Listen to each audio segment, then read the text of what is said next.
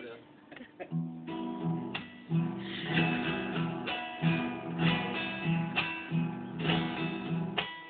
Espesura de los montes, canto del ave salvaje, mensaje de amor y tiempo en el árbol y el plumaje, rumor del silencio herido por el canto de algún asa o el silbo de algún peoncito que va volviendo a la casa.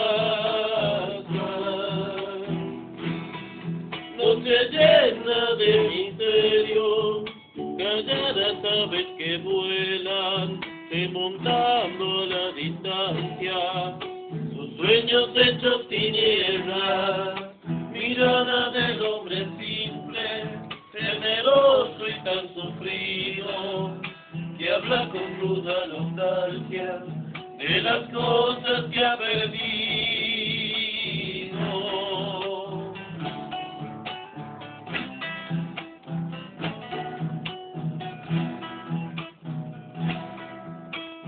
Monte Peso, Monte Virgen, tan lejano y olvidado, andando nomás a distancia, vago del monte quemado, rastro que ondula la siesta, dibujándose en la tierra, amor que flota en el aire, mezclado con la tristeza.